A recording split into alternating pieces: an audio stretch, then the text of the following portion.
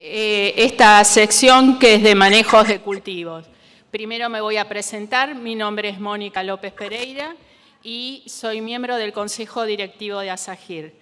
Antes de comenzar con las presentaciones de este segundo bloque, voy a pasar o repetir algunos avisos parroquiales en relación a la realización de preguntas que, como ya dijo Martín, se pueden hacer tanto por papel, en el caso de los que están en forma presencial, y también nos pueden mandar preguntas por mail. La dirección de mail, la voy a volver a repetir, es jornadas.asagir@gmail.com.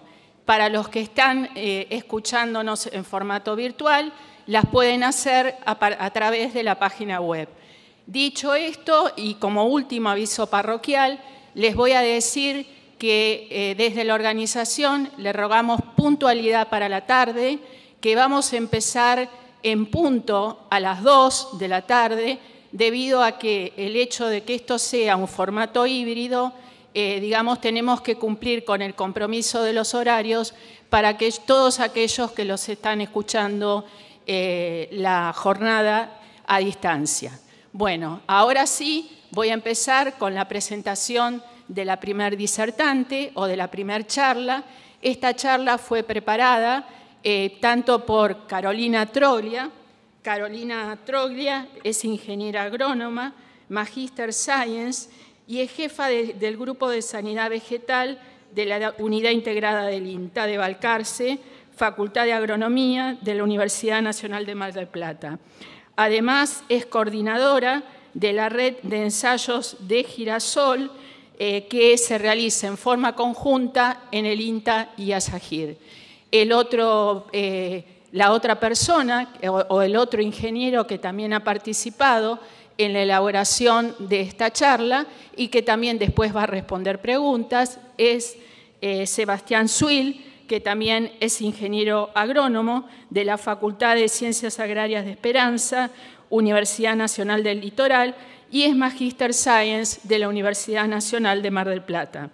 Actualmente se desempeña en el área de ecofisiología del INTA, de la Estación Experimental de Rafaela, y desde el 2013 es coordinador nacional de la Red de Evaluación de Híbridos de Girasol a través del convenio INTA-ASAGIR, y de hecho gran parte de los datos que van a presentar ahora son datos producto de esa red de ensayos. Bueno, le pido a Carolina que por favor... Hola, buenos días a todos. Ante todo quiero agradecer a ASAGIR por esta invitación y por permitirnos presentar los datos de la red. Bueno, como dijo Mónica, esta charla la preparamos junto con Sebastián. Parte de los datos del norte los aportó Seba y las partes de lo que es el sur los presento yo, que son obviamente los que más me competen a la zona donde yo trabajo. Bueno, justamente vamos a hablar de los resultados de estabilidad y adaptabilidad de los híbridos. Como inicio quiero contarles que la Red Nacional de Cultivares de Girasol se encuentra desde hace varios años enmarcada en un convenio entre INTA y ASAGIR que tiene como objetivos programar y ejecutar los ensayos comparativos de cultivares comerciales en redes territoriales para caracterizarlos por rendimiento, calidad y sanidad, organizar el control, el seguimiento y la evaluación de esos ensayos, actualizar el protocolo de experimentación, contactar especialistas para que realicen auditorías y que además nos ayuden en la solución de problemas, ya sean durante el cultivo como de la parte de análisis de los datos.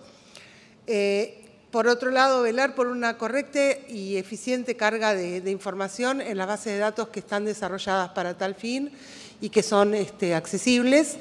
Y como último, en realidad, es realizar y publicar los informes que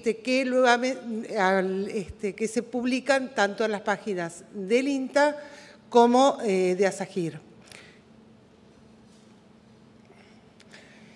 Bueno, en la Red Nacional de Cultivares de Girasol nosotros tenemos varias localidades varios sitios de experimentación que la conforman.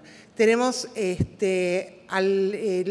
sitios en la zona norte del país, o sea, en la región del NEA, que tenemos ensayos en Chaco y en Santa Fe.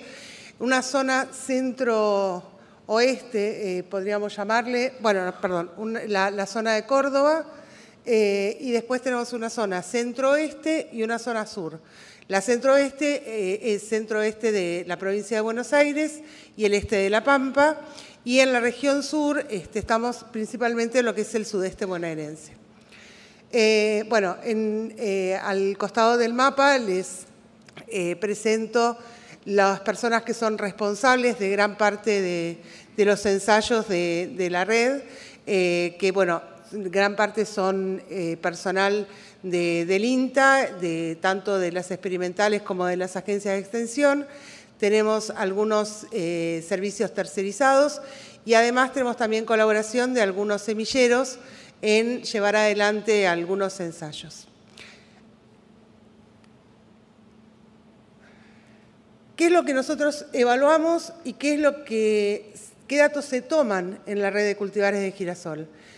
Hacemos una evaluación agronómica, digamos, donde tomamos las fechas de emergencia, fecha de floración, la altura, fecha de madurez, determinamos el peso de las parcelas evaluadas, determinamos la humedad de esas parcelas que se pesan.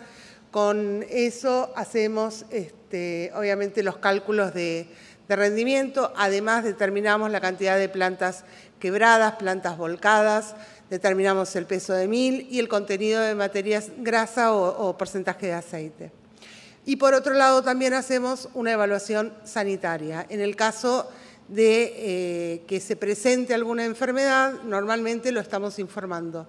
La mayoría de esa evaluación sanitaria es realizada por gente que está capacitada para realizarlo, o sea, normalmente a los que son responsables de los ensayos les decimos que si llegan a ver alguna enfermedad, o sea, llegan a necesitar alguna determinación de incidencia de enfermedad o en el caso de que haya que determinar severidad por la naturaleza de la enfermedad, que se contacten como para que una persona idónea pueda realizar esas evaluaciones. Bueno, como les decía, todos los datos terminan siendo publicados al final de la campaña, tanto en la página del INTA como en la de ASAGIR. Acá les muestro la página de ASAGIR, donde se puede ver para esta campaña que están ubicados los datos en tres zonas, digamos, la zona del NEA, la zona centro y la zona sur, donde presentamos cada uno de los ensayos de cada una de las localidades y además se presentan también como una tabla de varios, digamos, resultados en conjunto de diferenciales de rendimiento, que ya ahora les voy a mostrar, por ejemplo. Este es una planilla de cómo salen publicados los datos. Este caso es de la red del NEA, donde, bueno, las variables tenemos los híbridos que participan, las empresas a las que pertenecen esos híbridos, las variables que se evaluaron y al final tienen los rendimientos que están, los rendimientos relativos con relación obviamente al promedio general de la localidad. Además, se presentan datos de las características del ensayo, es decir, la fecha de siembra, la fertilización que se realizaron, el control de malezas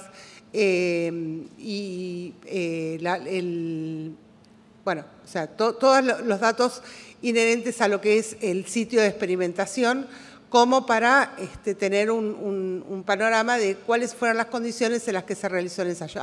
Las precipitaciones que hubo durante el ciclo del cultivo también, como para tener información sobre el comportamiento de los híbridos y si hay algún tipo de diferencia, o sea, de rendimientos que estén por encima o por debajo debajo de lo esperado, tener las herramientas como para poder decir cuáles fueron las causas de ese tipo de cosas. Y bueno, al final de las tablas obviamente se presentan los promedios, los coeficientes de variación, las diferencias mínimas significativas con un nivel de significancia del 5% y máximos y mínimos de cada una de las variables evaluadas. Y lo otro que les decía es que después se hacen unas tablas del tipo resumen. Por ejemplo, acá les presento una de rendimiento de lo que es el sur, donde están todas las localidades que se evaluaron durante esta campaña. Esto es de la campaña 21-22.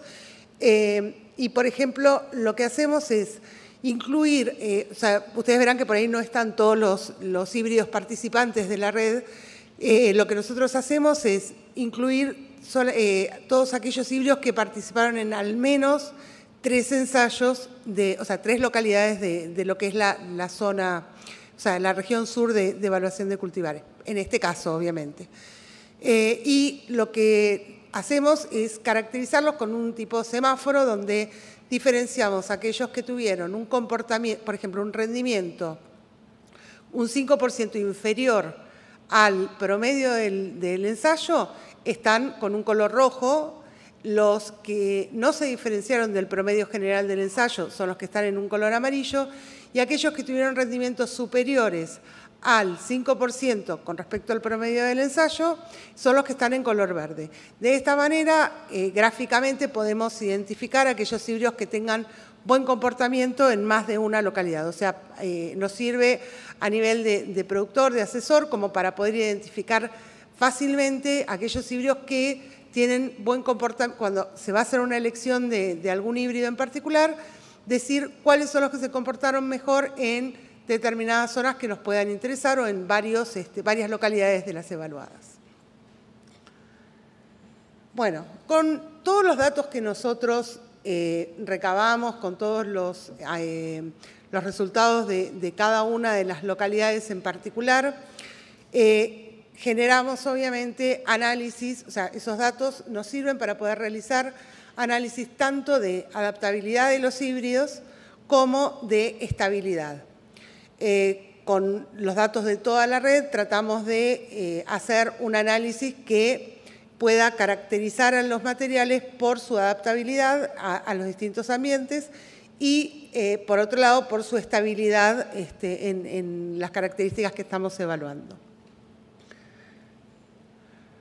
Por ejemplo, en este caso tenemos graficado los diferenciales de rendimiento, donde en el 0, digamos, estaría representado el rendimiento promedio de todos los ensayos en los cuales participaron los híbridos.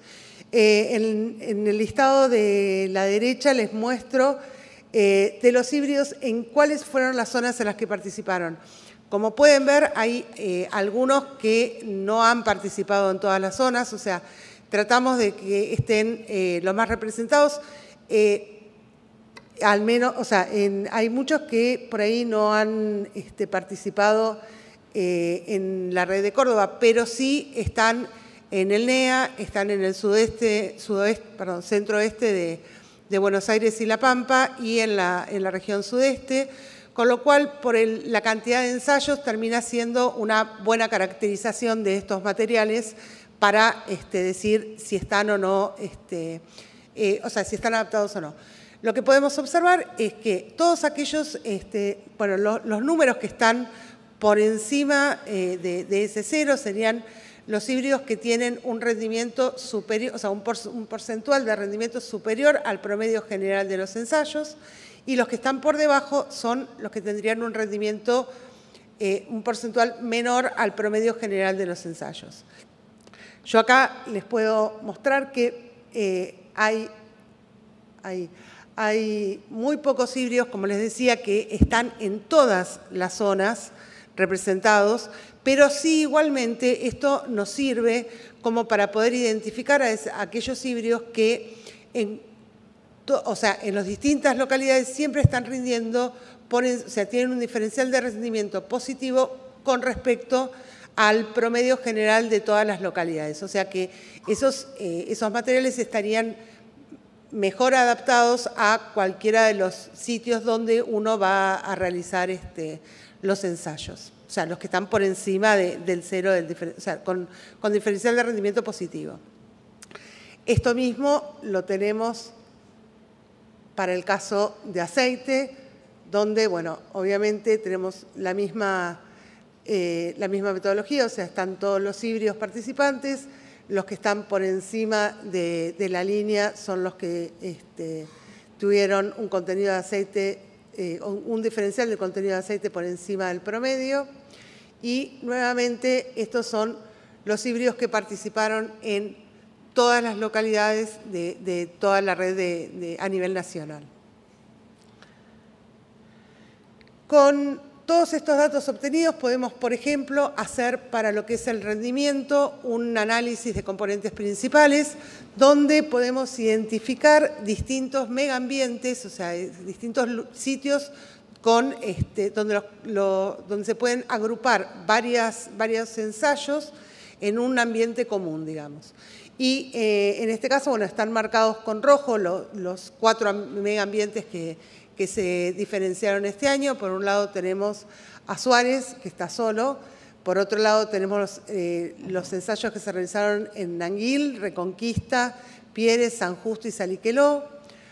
Por otro lado se ubican los ensayos de Balcarce en la segunda época de siembra, Tres Arroyos y Barrow. La segunda época de siembra de Balcarce no es una siembra tardía, sino que es una siembra de noviembre, o sea, es una siembra en una época que dentro de las fechas de siembra aceptadas es, digamos, un poco más tarde que las típicas de octubre, que sería lo que figuraría que están en el otro megaambiente, que sería lo que es Balcarce primera época. O sea, la primera época de Balcarce sería en octubre y la segunda época de Balcarce sería en noviembre.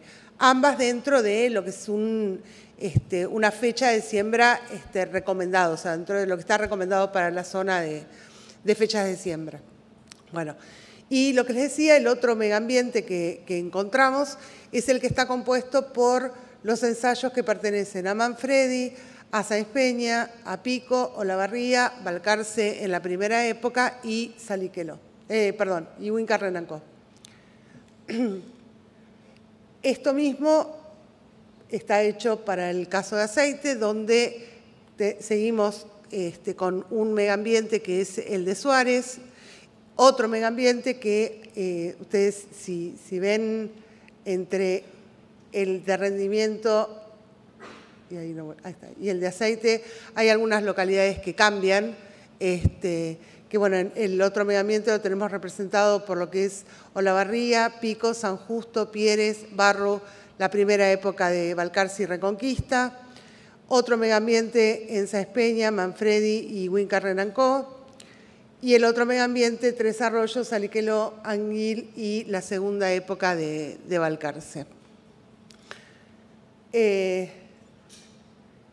Y con respecto a estabilidad, acá lo que les decía, bueno, con ese volumen de datos que nosotros recabamos, hacemos análisis para ver cuál es la estabilidad de los híbridos. En el caso de la red norte, estos voy a presentarlo porque están separados los datos de lo que es la red norte de lo que es la red sur.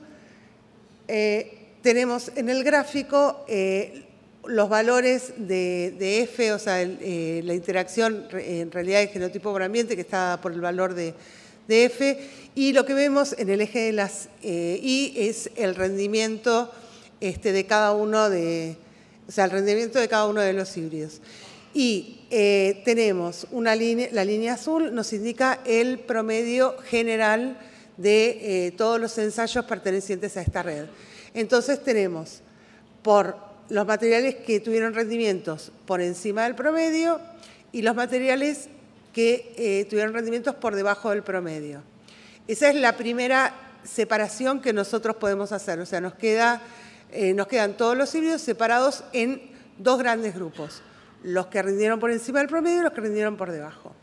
Luego, con los análisis de Yucla, o sea, los análisis de estabilidad de Yucla, nos podemos separar a los materiales a nivel vertical, o sea, con un nivel de significancia de el 1, o sea, con un alfa del 1%, podemos separar a los materiales en dos grupos. Un grupo que está a la izquierda de esa línea, de la línea punteada, y otro grupo que está a la derecha de esa línea punteada. ¿Y ahí qué es lo que separamos? Los híbridos que estarían a la izquierda, independientemente de si están por encima o por debajo del promedio, los que están a la izquierda serían los híbridos que se consideran estables y hacia la derecha los híbridos que se consideran inestables. Entonces, de esta manera nos queda armado una cuadrícula, o sea, nos quedan 4 partes donde estarían ubicados los materiales de alto potencial de rendimiento y estables, materiales de alto potencial de rendimiento e inestables, materiales de bajo potencial de rendimiento y estables y materiales de bajo potencial de rendimiento e inestables. Entonces, yo acá les presento todos los híbridos que participaron. Bueno, en realidad para hacer este tipo de análisis tienen que, o sea, el análisis de Yucla pide que estén con un determinado número de repeticiones y que estén presentes en todos los ensayos. Por eso es que no es que hubo solamente 11 materiales en la red, sino que hay 11 materiales que participaron de todos los ensayos que se realizaron en la región NEA. De esta manera, lo que podemos identificar, como les dije, son híbridos de alto potencial de rendimiento y estables, que son esos 4 que tenemos en el cuadrante superior izquierdo, y que están marcados, identificados en el listado de los materiales. Y también, bueno, también podemos identificar materiales que tienen alto potencial de rendimiento, pero que son inestables. Es decir, ¿qué significaría que son inestables? Que tienen un muy buen comportamiento en algunos de los ensayos, en alguna de las localidades, pero que no, o sea, están adaptados para una determinada localidad. Por eso o sea, la palabra por ahí inestable no es la palabra más feliz, digamos, porque no es que es inestable, sino que es variable. O sea, digamos, la palabra variable me gusta más que inestable.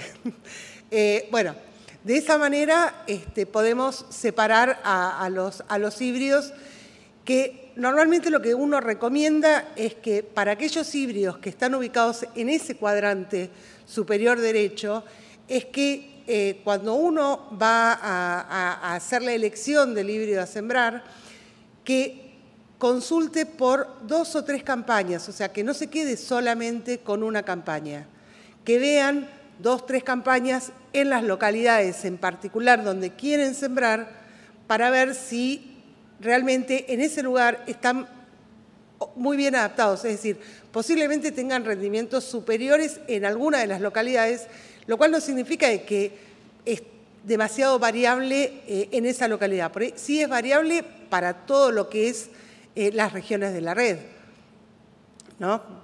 Bueno, este mismo análisis se hizo para el caso de aceite, también de la misma forma.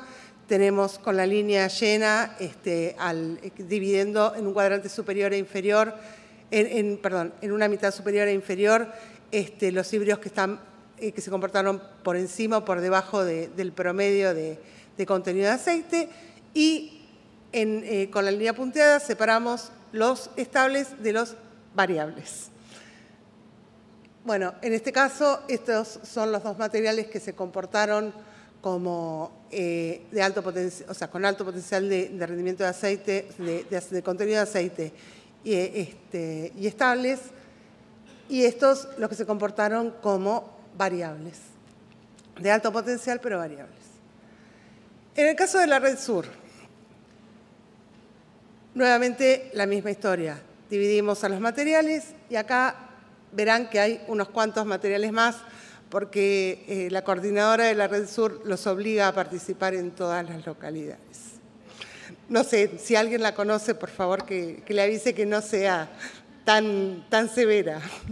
Bueno, en este caso, bueno, tenemos obviamente los materiales separados en estables y variables, y acá identificamos, bueno, en este caso está el listado de todos los híbridos, y lo que hice para que sea más fácil de reconocer cuáles son los que están en cada cuadrante, porque son varios materiales más, fue el acortar solamente a los híbridos que se comportaban en cada uno de, o sea, en los dos cuadrantes superiores, que me parece que son los más, los que más interesan a nivel de decisión de siembra, digamos, de qué material elegir para la siembra.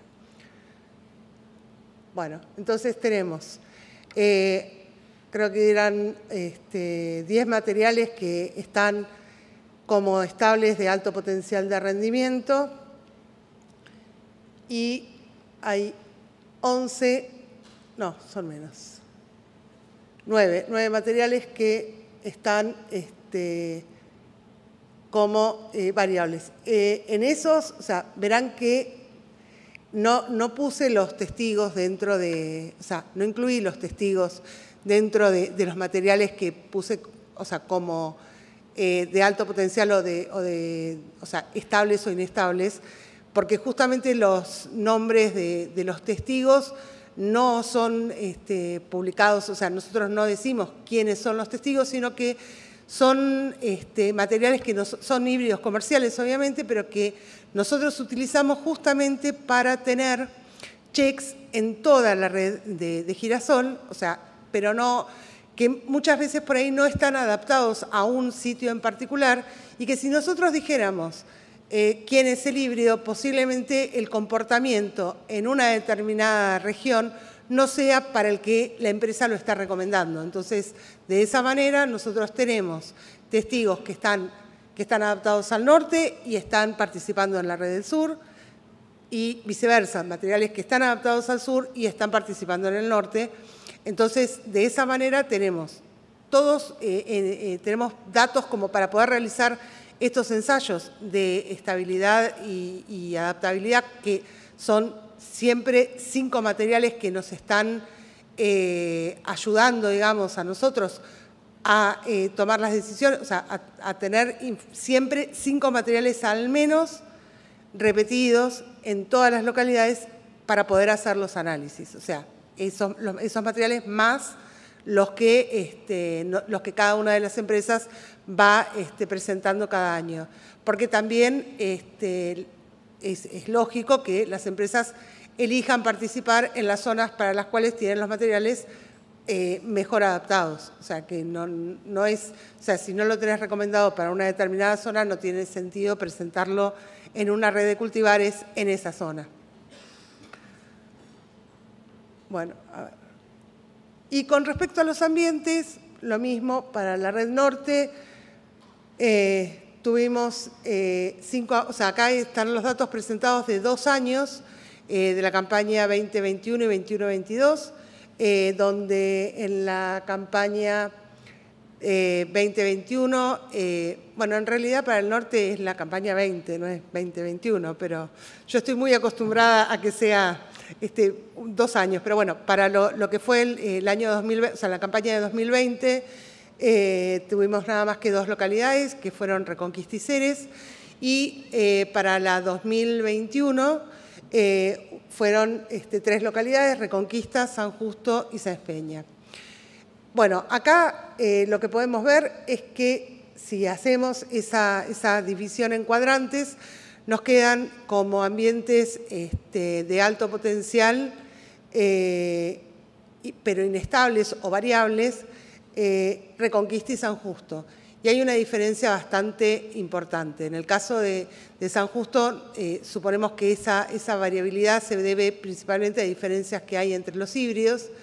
Y en el caso de los bajos rendimientos de Reconquista y Ceres del 2020, principalmente se debe a la falta de aguas a la sequía que hubo en ese año. Eso para aceite. y esto para contenido de aceite. Vemos que, bueno, Reconquista es un ambiente estable de alto potencial y los otros ambientes se ubican como estables o variables, pero de bajo potencial. Para la red sur, sí, ya me queda una más nada más. Para la red sur, bueno, también de las localidades que están presentes, tenemos a Balcarce, Pico y Anguil como estables de alto rendimiento, Pierre, Suárez y Barrow como variables de alto rendimiento. Bueno, y antes, vienen muchas gracias, pero antes de eso les quería comentar una sola cosa que mi corazón fitopatólogo no puede dejar pasar, que es el tema de digamos, el avance que ha tenido el cancro del tallo y la podredumbre del capítulo por el complejo de Diaporte, que realmente en los últimos años ha ido avanzando desde el oeste, que es donde estaba en principio, digamos que estaba restringida a la zona del oeste de la provincia de Buenos Aires y al este de La Pampa, y ha llegado hasta el sur, con varios años donde hemos tenido incidencias bastante altas, tanto vistas en los ensayos de la red como en lotes de producción, porque hemos recorrido lotes de producción y hemos visto problemas bastante graves, o sea, ataques bastante severos de la enfermedad, causando seguramente pérdidas de rendimiento que sean considerables. Este año, por ejemplo, perdimos la localidad de Miramar justamente por problemas de cancro, o sea, hubo tanto a nivel de capítulo como a nivel de tallo, o sea, se manifestaron las dos formas de la enfermedad, o sea, digamos que atacaron en estadios más tempranos, o sea, en estadios vegetativos, el inóculo estuvo presente en estadios vegetativos tempranos, lo cual mostró que, o sea, dio los síntomas de cancro en el tallo, y luego de floración hubo otra dispersión del patógeno que fue la que seguramente fue la responsable de la podredumbre de los capítulos. Pero bueno, es muy importante el hacer un relevamiento, hacer monitoreo de los lotes, porque es una enfermedad que arrancó como emergente y ya creo que se ha establecido en gran parte del área girasolera, de la parte de lo que es la provincia, o sea, el centro oeste y sur de la provincia de Buenos Aires. Si quieren verlo, los invito a, paso el chivo, a seguir los datos en la red SABE, la red de sanidad territorial que tiene el INTA, como para ver cuál ha sido el movimiento desde 5 o 6 años a esta parte de la enfermedad. Ahora sí, muchísimas gracias.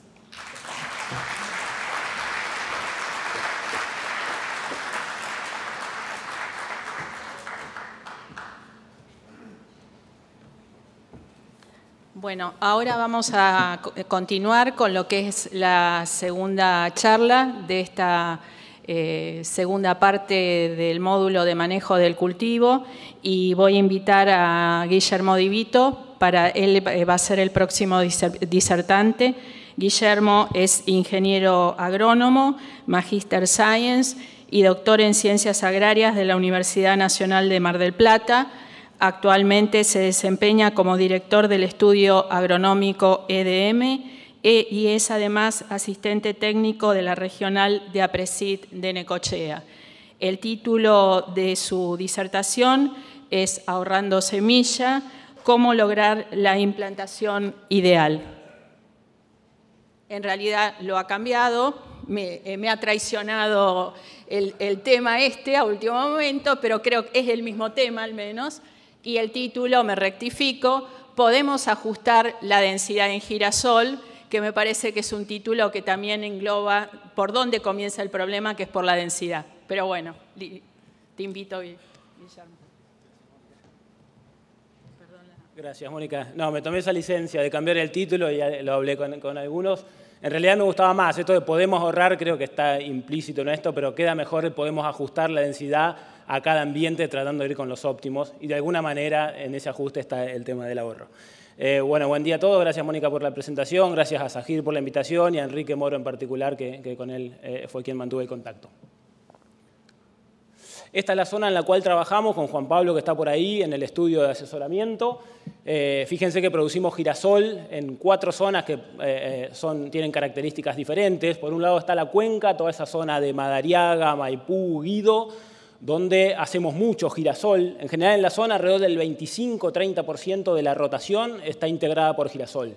En la cuenca ese girasol lo hacemos en lomas que son muy productivas hacia Madariaga, donde vamos a buscar 3.200, 3.500 kilos, ahora lo vamos a ver en algunos gráficos, y zonas menores hacia Maipú, Guido, perdón, de menor potencial de rendimiento, o mismo en esta zona que les comentaba de Madariaga, donde salimos un poco o nos vamos a lotes de inferior calidad, más overos, más ganaderos, donde vamos a buscar rendimientos de alrededor de 2.000 kilos. De alguna manera este es el ambiente que exploramos en esa zona.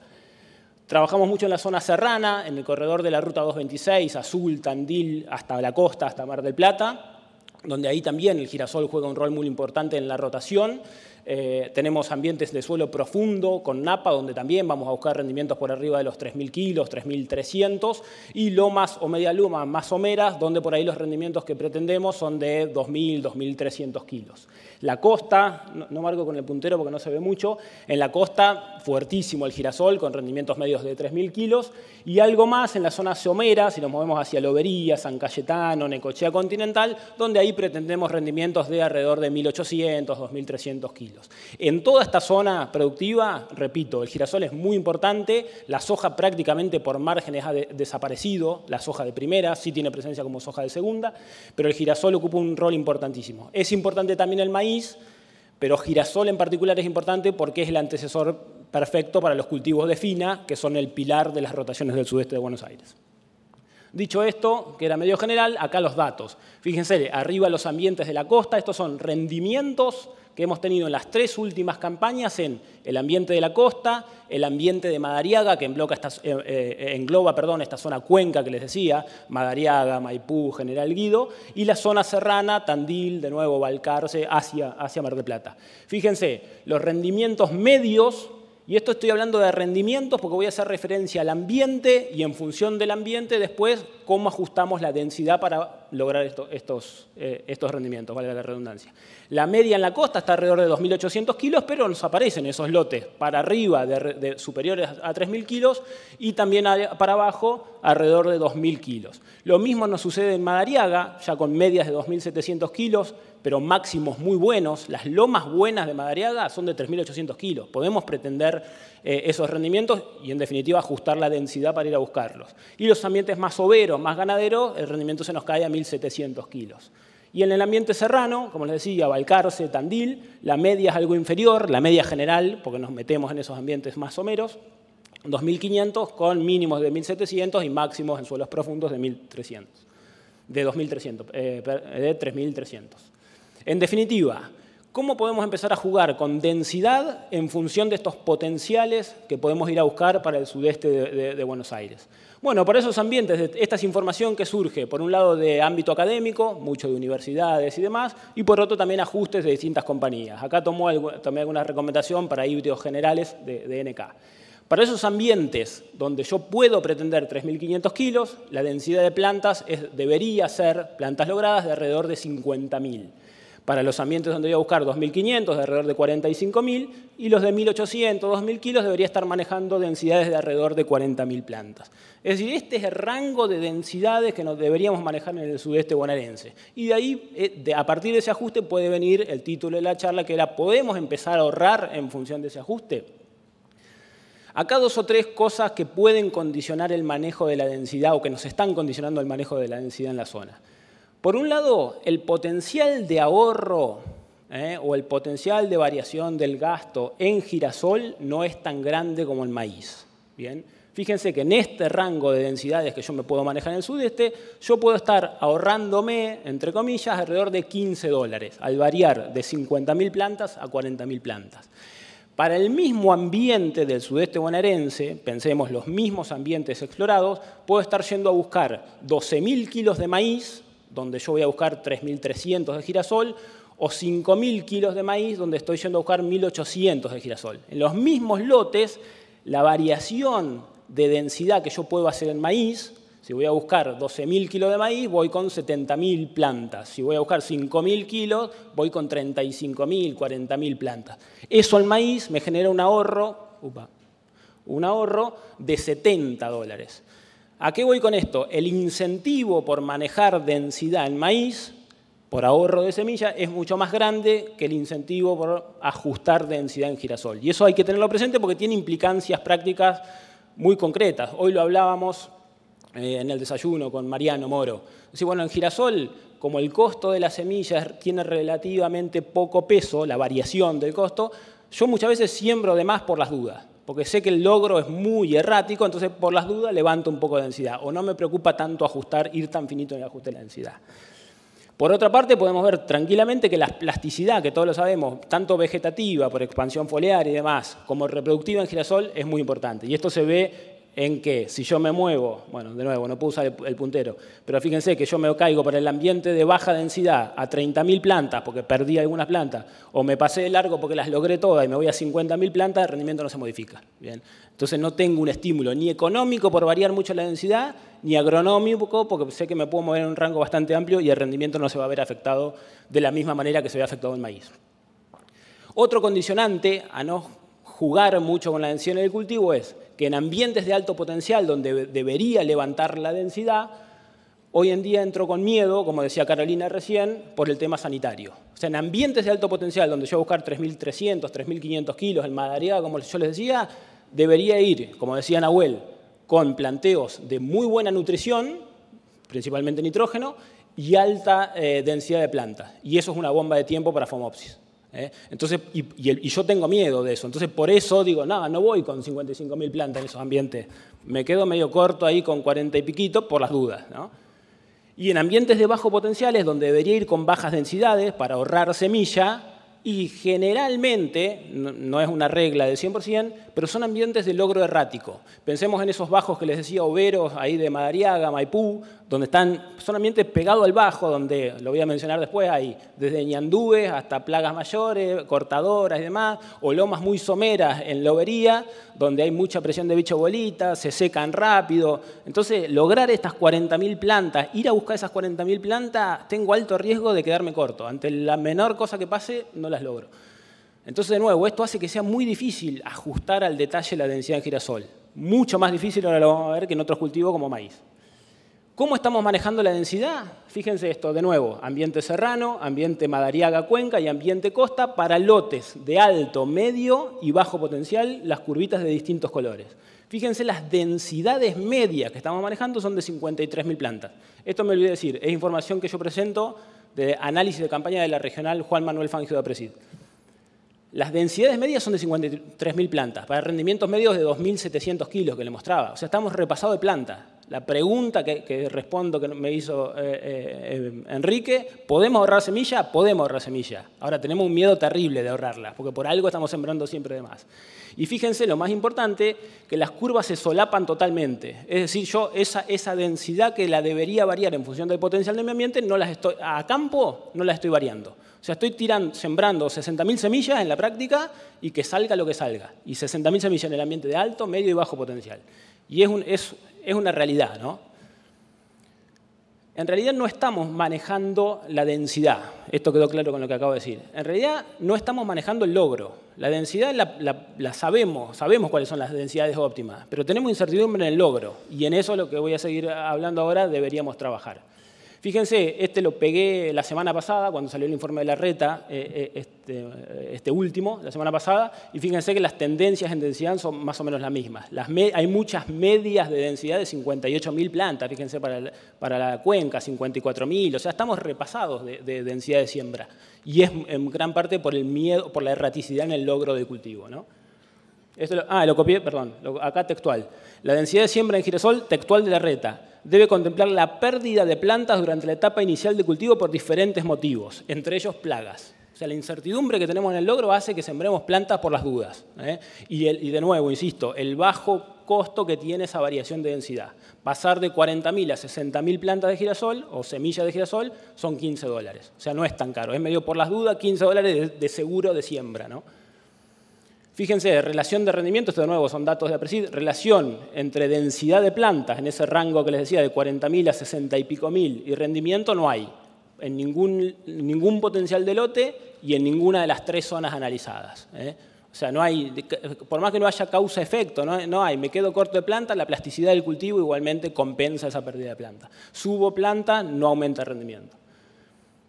Fíjense, un slide, me salgo del girasol y me voy al maíz. El maíz estamos hilando mucho más finito. Esto es los mismos productores, las mismas zonas de producción, Costa, Madariaga y Serrana, en función del ambiente, bajo, medio, alto, para 2 campañas. Fíjense que se dan las escaleritas perfectas. Tomemos este gráfico de acá de la punta. Ambientes de alto potencial, 60 y pico mil plantas en promedio, medio potencial 50.000, 43. O sea, en maíz, como es mucho más probable que yo logre las plantas que pretendo, puedo ir mucho más a jugar al fleje, ir mucho más finito. En girasol no lo estoy pudiendo hacer. A ver qué más había puesto por acá. Como decía, sumado al incentivo económico que tengo, ¿no?, por variar densidad del maíz, la respuesta agronómica del cultivo, en el sentido que si me quedo corto de plantas, el maíz me penaliza. Hoy en día con los híbridos modernos mucho menos que antes, y si me paso de largo de planta también me penaliza. Entonces tengo incentivo agronómico también para jugar más finito en maíz. Y seguridad de logro. El maíz, hoy lo hablábamos también, siembro 55.000 plantas y logro 53, 54. En girasol no lo tengo eso. Ahora bien, me centro en el logro, ¿no? ¿Podemos mejorar el logro? Es un enorme desafío. Fíjense los ambientes que estamos explorando en todo este sudeste bonaerense que les decía. Esto es una foto de Balcarce, ambiente serrano, ambiente profundo, de alto potencial. Tengo que buscar girasol, tengo que lograr cultivo de girasol sobre rastrojos de maíz de 10, 12.000 kilos, con temperaturas frías del sudeste y con estos colchones de rastrojo. O sea, es un enorme desafío.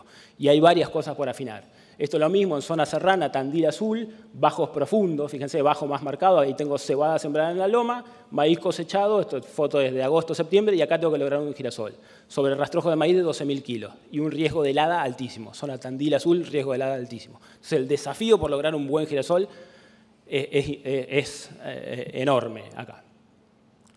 Si hablo de logro, puedo hablar de plagas, puedo hablar de barrer rastrojo, puedo hablar de 1000 cosas que algo voy a mencionar sin ser especialista. Pero lo que me tengo que concentrar es en temperatura de suelo. Si quiero lograr un buen cultivo, tengo que tener al menos 15 grados de temperatura en el suelo. Y para el sudeste bonaerense, en promedio, eso se logra alrededor del 15 de octubre. Puede haber años que unos días antes, puede haber años que unos días después, puede haber lotes por posición en el relieve o rastrojo que antes o después, y eso lo debería medir lote a lote, ¿no? Pero en promedio, el 15 de octubre se logran los 15 grados de temperatura en el suelo que necesitamos en girasol para una emergencia rápida y pareja.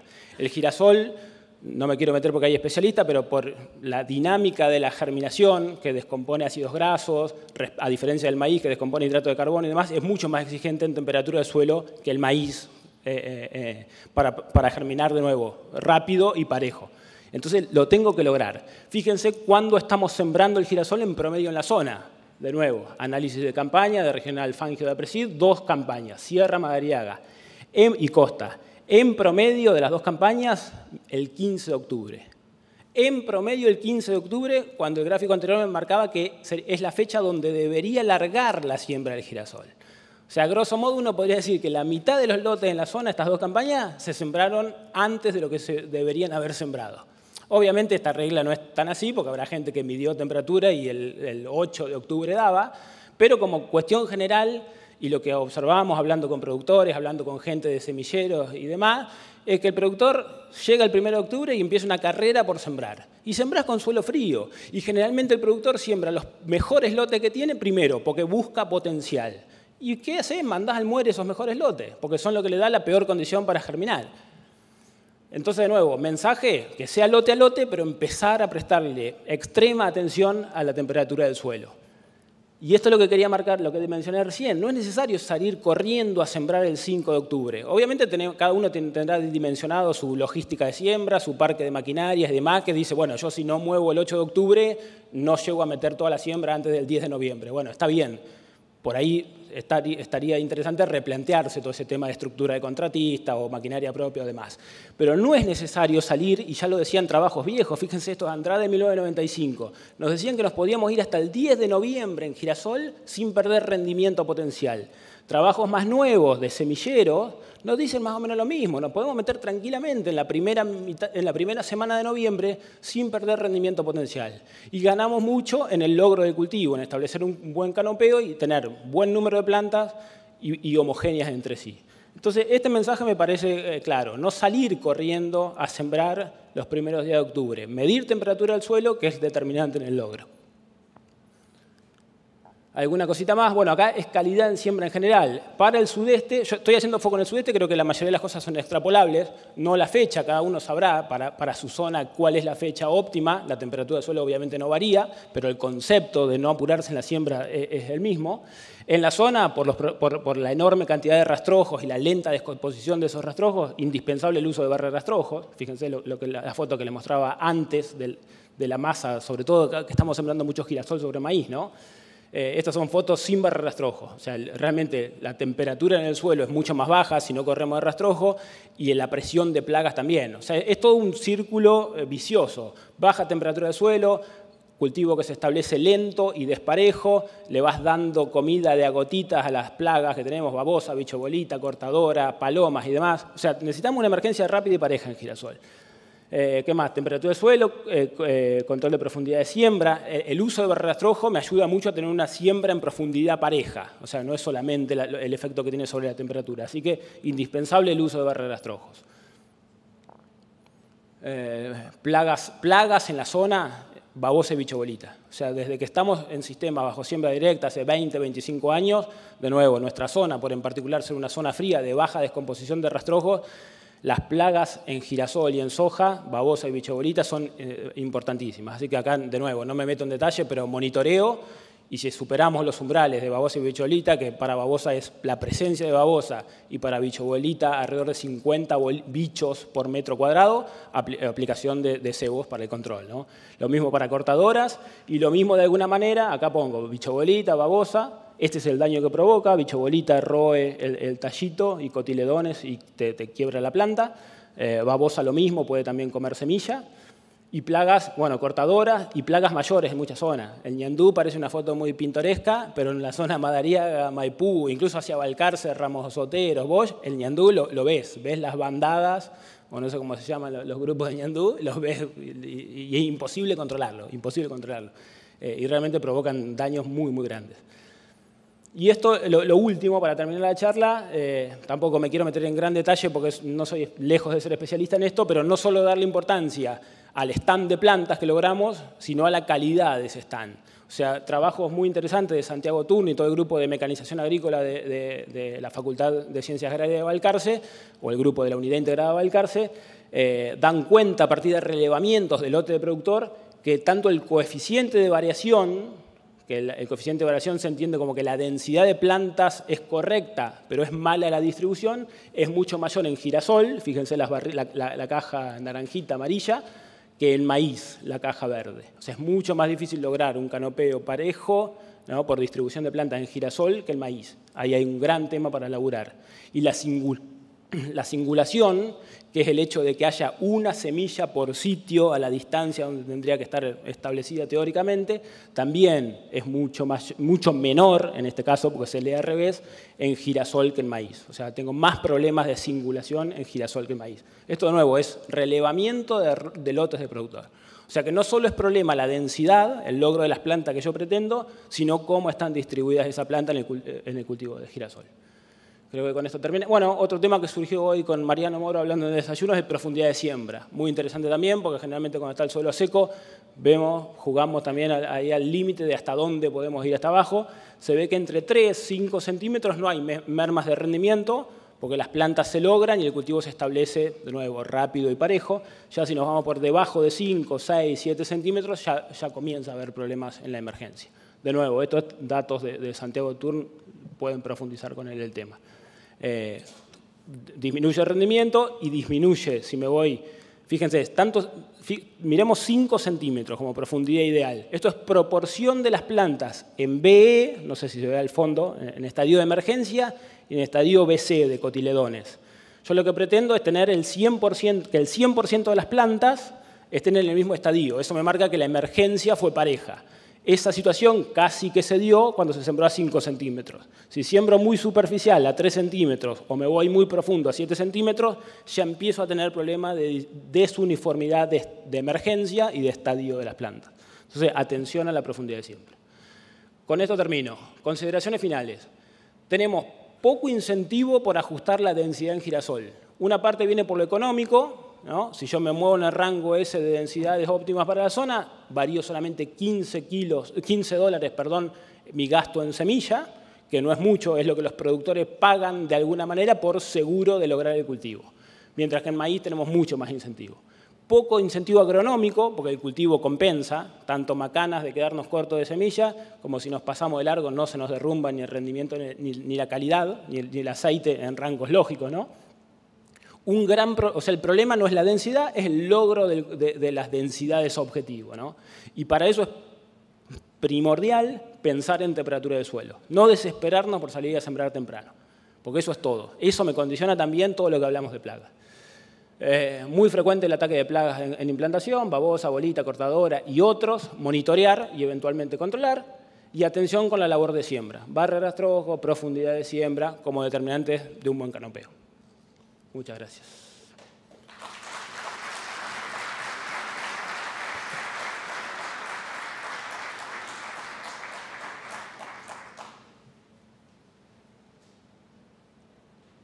Vamos a iniciar la sesión de preguntas para este bloque y para comenzar vamos a empezar con Carolina o con Sebastián, con cualquiera de los dos. Y primero es una pregunta metodológica.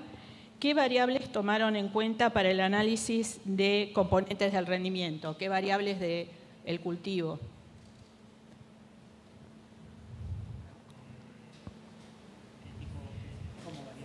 Sí, ¿cuáles son, qué información tuvieron en cuenta? ¿Rendimiento, componentes del rendimiento, fenología? Bueno, para los análisis de estabilidad y adaptabilidad se tomó principalmente rendimiento en grano y porcentaje de aceite. ¿Sí? Es ilógico pensar girasol sin marcar constantemente cómo fue el rendimiento de aceite. A mí no me termina mucho de convencer el concepto de rendimiento ajustado por una cuestión de que uno toma esos datos para hacer los márgenes brutos y demás. Por eso siempre separo en esas dos componentes y se toma eso, rendimiento en distintas localidades. Lo que nos pasa frecuentemente en el norte es que tenemos menos cantidad de localidades y frecuentemente tenemos una tasa de pérdida mayor. ¿Sí? Nosotros proponemos menos localidades porque tenemos menos gente trabajando en el norte y tenemos una tasa de pérdida terrible. Pasamos este va a ser el tercer año, venimos de 2 años muy secos en donde, como dijo Caro, en la campaña 2020 tuvimos 2 localidades. De 6 propuestas tuvimos 2 localidades. Nos quedamos con 2. Entonces, por eso es que por ahí algunos análisis, principalmente en el norte, juntamos varias campañas porque no tenemos volumen de datos y en otros, como en la red sur, podemos con una sola campaña obtener una cantidad de información bastante valiosa. Pero básicamente serían, para responder la pregunta, estamos hablando de rendimiento en aceite y probablemente también algunas cuestiones que tengan que ver con la duración del ciclo. Claro. ¿Tienen en cuenta también? Hoy por hoy, yo hablo por el norte, después te dejo a vos el sur. Hoy por hoy en el norte están pidiendo mucha más información sobre fenología y largo de ciclo que la información normal que piden sobre rendimiento y porcentaje de aceite, principalmente para lo que mencionaron Jorge y demás, esa estrategia de hacer girasol maíz. Hoy nosotros tenemos, se metió muy fuerte el tema del maíz de segunda y girasol de primera, sembrado fines de julio, cosechados en diciembre, entraría muy bien un maíz tardío y es una rotación que, bueno, están pidiendo bastante. Por eso es que están pidiendo muchos datos fenológicos por sobre todo. No tenemos tantos problemas con enfermedades, no tenemos tantos problemas con Phomopsis al menos. No tenemos todavía. Sí tuvimos algunos problemas con mildew, que yo creo que para el norte es la enfermedad que generó bastantes problemas. Pero bueno, eso no necesitamos mucho volumen de datos. Con la información de si es resistente, susceptible y los curasemillas, uno podría hacer una recomendación. Sí, bueno, nosotros en el caso del sur, en realidad lo que utilizamos son las variables de fenología para corregir, o sea, cuando realizamos los análisis, para corregir en el caso de que veamos que realmente hay un efecto de la fecha de floración o de algo para para la respuesta de alguna variable en particular. Okay. Pero normalmente con el dato de rendimiento en grano y el contenido de aceite. Okay.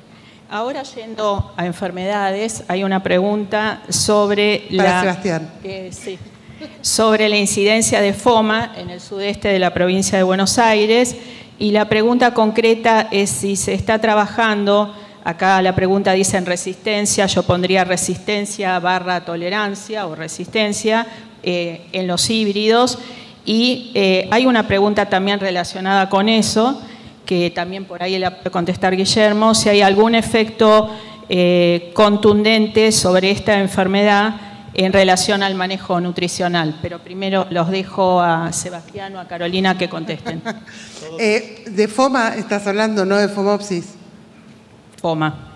Bien. No, bueno, en el caso de FOMA, en realidad sí hay un montón de trabajos realizados en cuanto a la caracterización caracterización por FOMA. En los ensayos de la red no hemos, encontrado demasiadas pérdidas asociadas a la enfermedad. O sea que no ha sido un problema. O sea, por eso te preguntaba si FOMA. Es muy diferente el daño provocado por FOMA a lo que provoca diaporte. Ahora una pregunta para Guillermo. La segunda parte de la pregunta, perdón, si hay algún efecto contundente en su control con algún manejo nutricional, creo que un poco está respondida por lo que vos dijiste, que hay poca incidencia de la enfermedad, ¿no? ¿Sería? Sí, o sea, por ahí hay incidencia, o sea, no es que no existe. Pero no hay un efecto sobre el rendimiento demasiado marcado. Ok.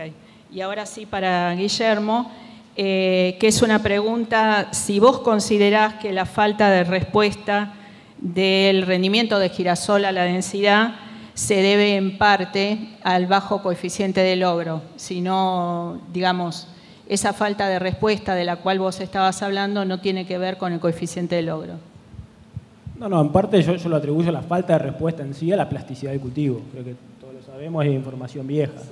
O sea, y por algo, si me quedo con cultivos de 25.000 plantas y esas plantas están bien distribuidas, no tengo mermas en el rendimiento importante. Por el contrario, si logré las 60.000 que sembré, tampoco veo, hasta hoy, eso sí, hasta hoy no veo nada. Sí, considerando ahora el tema que entró fuerte en el sudeste de Phomopsis. Tendría sí una respuesta, eso me parece a mí que tiene que ver mucho con ambientes de bajo potencial de rendimiento, en el cual estoy de acuerdo que no hay respuesta a la densidad.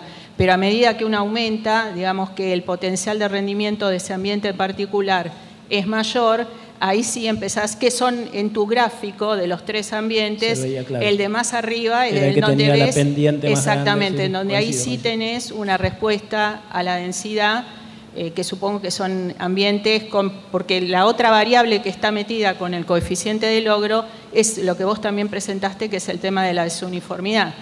Esa desuniformidad, esa compensación de la que todos hablamos en girasol,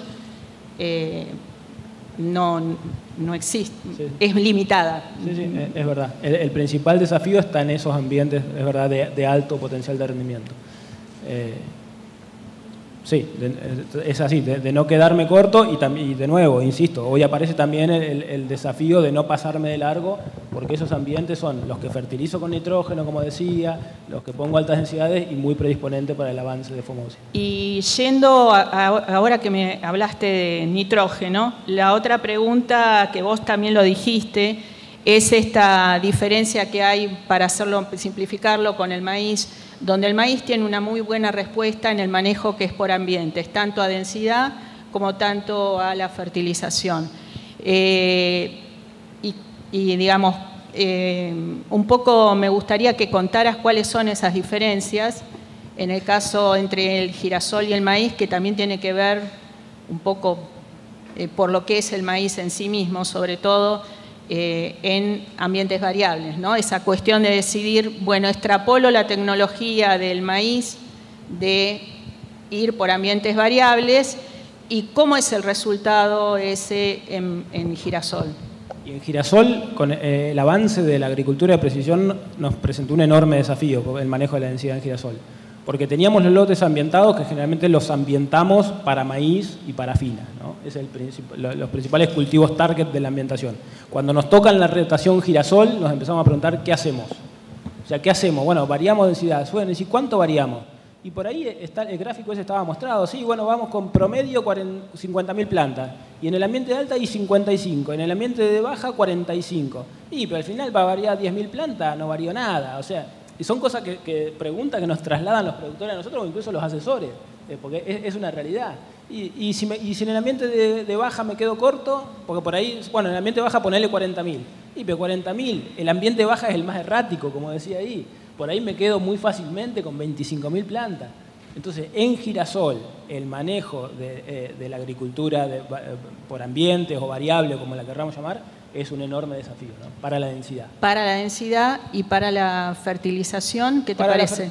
Si se quiere, también, por ahí podría ser un poco más fácil, pensando en lo que dijo Nahuel y en lo que manejamos acá. Uno, si va a buscar 3.000 y pico kilos de rendimiento en el ambiente de alta, la nutrición es fácilmente ajustable ahí, y lo mismo para abajo, ¿no? Pero también los delta entre ambientes son mucho más bajos que el maíz. Y por ende el incentivo también es mucho más bajo que el maíz.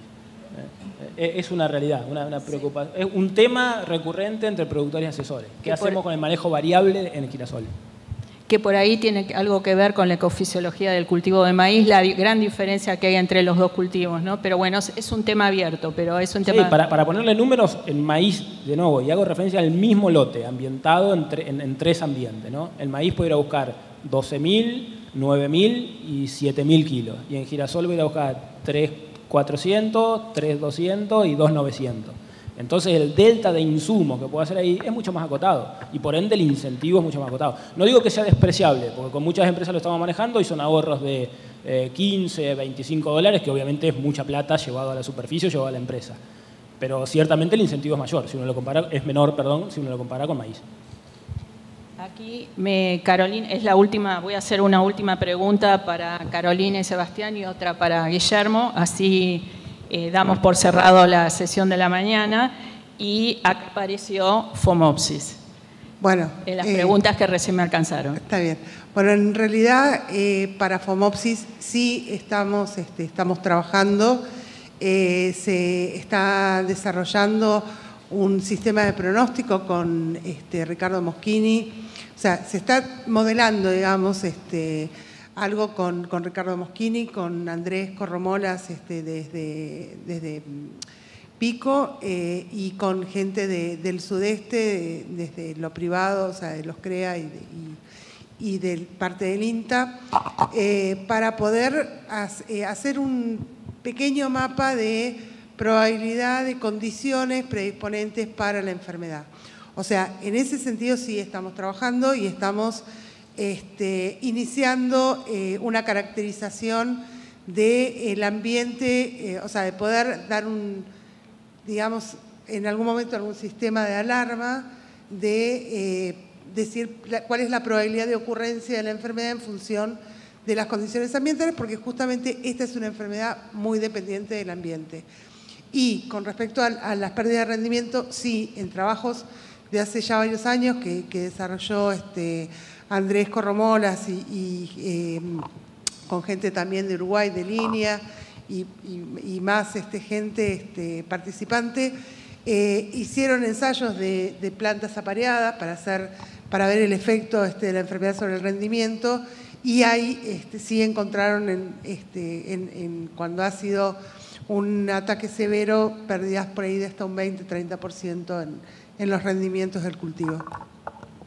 ¿Querés agregar algo más, Sebastián?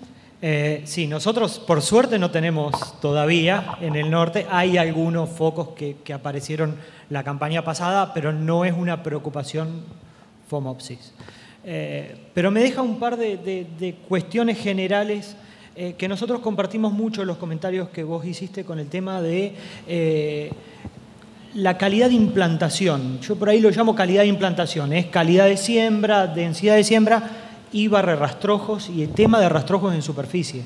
En el norte no estábamos acostumbrados porque por temperatura y demás el rastrojo solía no tener mucho volumen de rastrojo y perdíamos mucho volumen. Con la aparición, con la incursión del maíz tardío, empezamos a tener lotes con un volumen de rastrojo mucho mayor y no tenemos mucho manejo sobre barra rastrojo, el estado de las cuchillas. Yo siempre digo, el estado de las cuchillas turbo. Antes era ir y sembrar y se sembraba el cultivo y es lo que vos decís. El productor sembraba 60.000 semillas para que le queden 50, 5 se las llevaban los pájaros, quedaban 45 y hacíamos un buen rendimiento. Y hoy son cosas que tenemos que ir ajustando y nos falta mucho a nosotros. Digo a nosotros desde INTA, desde la parte de la investigación, desde la parte de la ciencia, sobre cómo adaptar la tecnología para solucionar ese problema. El problema de calidad de implantación para mí es clave y creo que a futuro tenemos que ir trabajando en esa temática. Y una segunda cosa con el tema de los híbridos y demás. Yo hace muchos años que vengo al Congreso, a congresos y jornadas, y me llaman para estar y demás. Este año, por suerte, Caro me suplantó, pero siempre suelo estar. Y hace 10 años mirábamos la oferta de híbridos para el norte, centro-norte de Argentina, y decíamos, es medio floja la oferta y teníamos potenciales un poco bajos y usábamos híbridos del sur que funcionaban bien, pero que no eran potenciales en el norte. Hoy, la tecnología y la calidad de los híbridos que estamos usando en el norte es óptima, es excelente. Estamos con muchos lotes por encima del 54-55% de aceite, con rendimientos muy por encima de los promedios, al menos que están registrados en las páginas, en el CIA, en el Ministerio y demás, ¿sí? Los rendimientos medios, que uno dice, bueno, 2.000 kilos, 2.200 kilos, en lote, a nivel de lote, uno puede encontrar rendimientos de 3.000, 4.000 y un poco más en algunas zonas. Con lo cual es una felicitación a todos los híbridos, a todos los semilleros, por la calidad de los híbridos que nos están proporcionando para la red norte. Para mí es un logro, y es un logro per se del convenio de INTA-SAGIR, que logra detectar eso y pone en valor esta cuestión de la calidad de los híbridos y la potencialidad de los híbridos, más pensando en años como el que nos enfrentamos a un año en donde no tenemos semilla, se logró conseguir lo que se logró conseguir, y el incremento de superficie que hay en zona centro del país, hablando sur de Santa Fe, norte de Buenos Aires, centro de Santa Fe,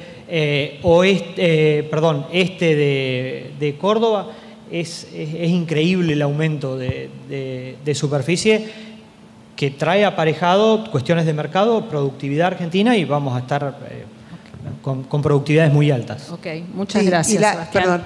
Y la expectativa para el sur, o sea, lo que ya tenés y lo que se espera para el sur en cuanto a superficie. Ok, muchas gracias, Carolina. Ahora vamos por una última pregunta con Guillermo, y le vamos a preguntar un poco, vos hiciste referencia al factor temperatura, a las bajas temperaturas en el coeficiente de logro, y también, digamos, un poco me gustaría que nos comentara si están considerando también el porcentaje de humedad, digamos, en esos primeros centímetros de suelo, porque sobre todo hay mucha cosa que se comenta.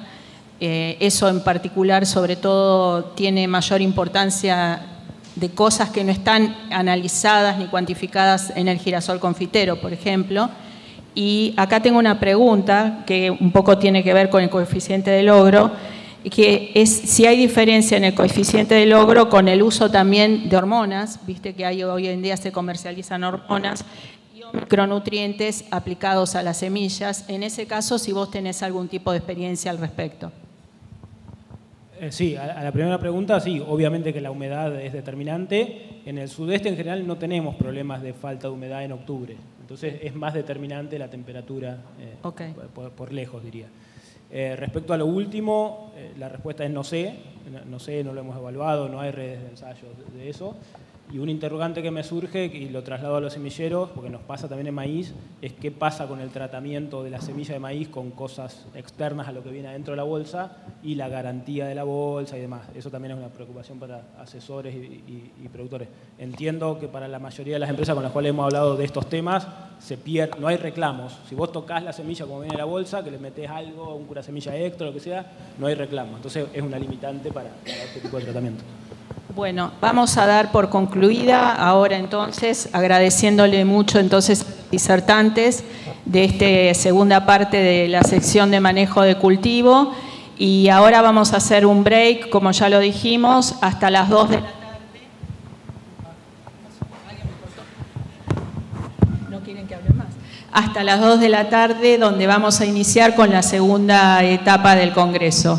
Así que bueno, les rogamos de nuevo puntualidad porque tenemos que empezar a las 14 horas para, digamos, hacer también para respetar los horarios de la transmisión virtual. Bueno, muchas gracias a todos.